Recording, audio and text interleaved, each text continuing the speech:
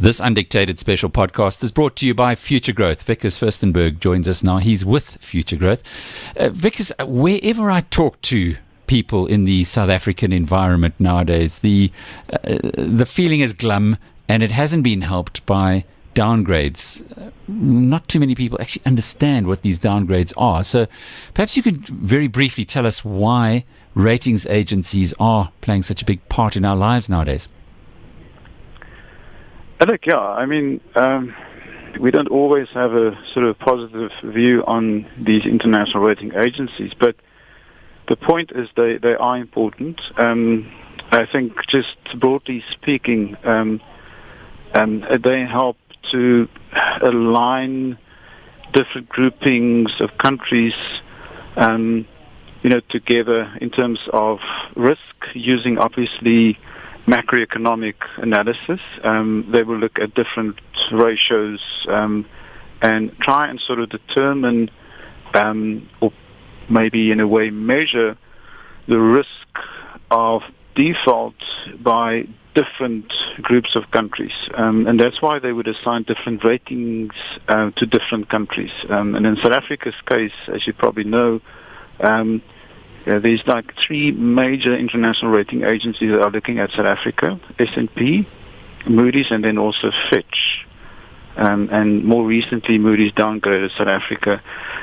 So I think just for this, maybe the purpose of this is probably makes more sense to focus this on the one. Let's just focus on the big one, S&P, and their rating at the moment for South Africa, the sovereign foreign currency rating for South Africa, sitting at a BBB minus, which is at the bottom of the investment grade. So another notch down to the rating band of BB plus means that South Africa will be seen as sub-investment grade.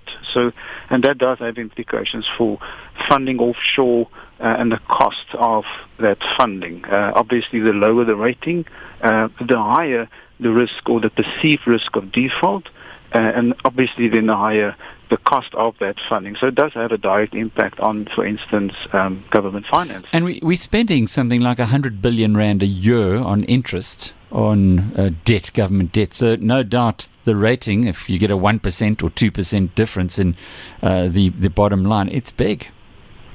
Most certainly. And it's not just the central government. Keep in mind, there's a close link between the sovereign rating for the sovereign, the country, South Africa in this case, or government for that matter, and then of course state-owned enterprises and even some corporates. I mean, you cannot expect a state-owned enterprise, for instance, to go into the international market and then borrow at cheaper rates than what would be what the national government will be paying for. How big are they, the state-owned enterprises in the international capital markets? Generally, Alec, we're lucky in that sense that government way back made, I think, a very good call to say, listen, we want to manage our offshore debt exposure. We want to keep it relatively small. If I remember correctly, at that point way back, it was sort of the target was set at something like no more than 7%. So that's small. And the reason for that is because we know what happened to countries, in particular those in Southern Europe, not Southern Europe, South America, who way back sort of really relied a lot on international markets to sort of finance the budget deficits. And at the end of the day, things really turned pear-shaped. So these enterprises, obviously in South Africa's case, sort of like followed what happened to the national government in terms of setting those targets. So our offshore exposure isn't high, but it will have an impact on local funding rates as well. It's not just what happens in offshore markets. So if S&P decides to downgrade South Africa to below investment grade, it's not just the 7%, if you like, that's foreign debt that will be affected. It will be, certainly foreign debt, it will be affected, but to some extent the local market will also be impacted. And that's, the more important market for government to sort of that they tap into to fund their budget deficit. So it is really very hard to have a view that if we see more downgrades, that local rates will not go up. They will have to adjust, depending obviously where they are at that point when we see more downgrades. I think the important thing to note here is also that according to National Treasury, foreign investors hold about 37% of total local South African government debt, and partly because SA or South Africa is included in some of those offshore indices, and some of the offshore managers are tracking some of those indices as well. So, that will have implications. So it is not something one can ignore. Well, why do these rating agencies downgrade a country? And let's look at South Africa in particular. Why have we had this trend? Well, there's a number of reasons, but I think maybe we should just stick to two reasons, right?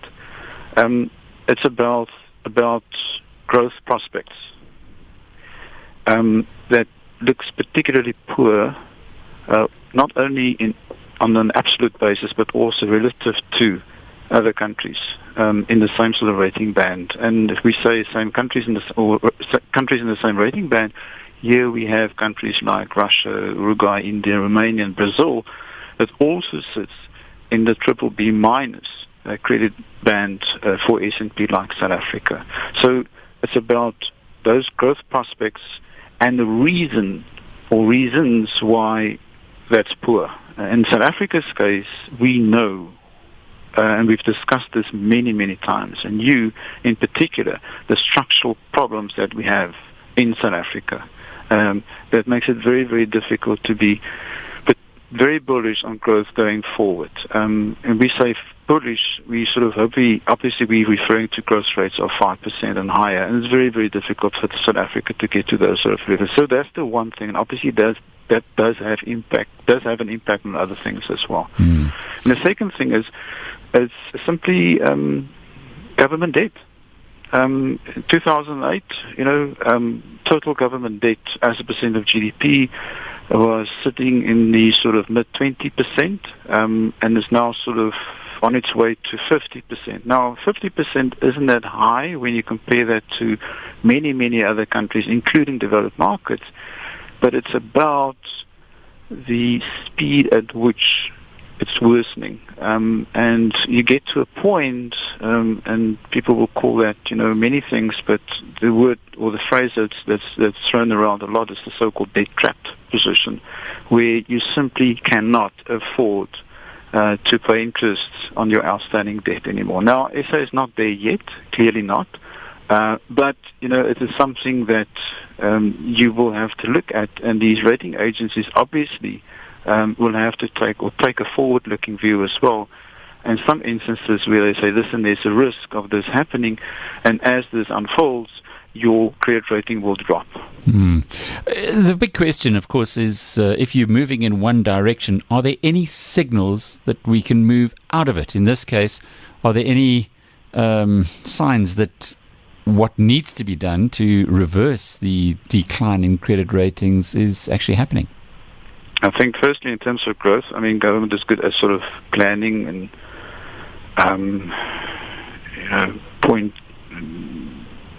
putting together what needs to happen, and in particular how to boost growth or solving these structural issues. Really, it's about implementing those plans, and we all know that we really, really battle doing that successfully.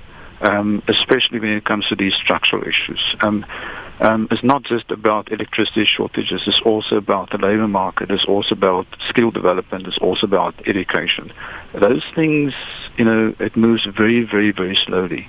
But all we can do and government can do, and obviously all of us for that matter, we just need to work on it and keep working on it. That's the one thing. And I think secondly, to get to government finances, it's probably a little bit easier.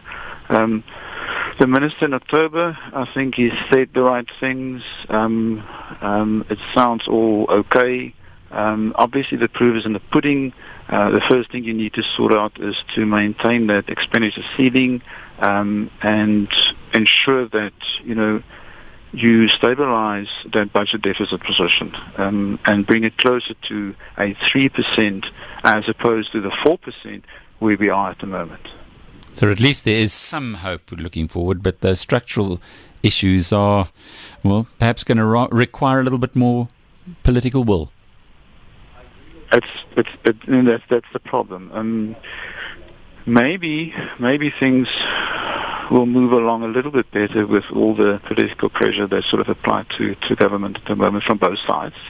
But clearly, really, if you sort of stand back and again look at the big picture, things like your current account balance, your budget balance, your Gini coefficient, that's the other thing, unemployment rates, total GDP or total debt as a percent of GDP. It's important to keep an eye on those things and work it away. But as you said, government realizes that. National Treasury in particular, they well aware of those issues. And, behind the scenes, they're trying really, really hard, and they know what to do to fix those things. But really, at the end of the day, even if you have a National Treasury that knows what they're doing, you need the political will to enable National Treasury from their side to do what they have to do. Wikus Furstenberg is with Future Growth, and this special podcast was brought to you by Future Growth.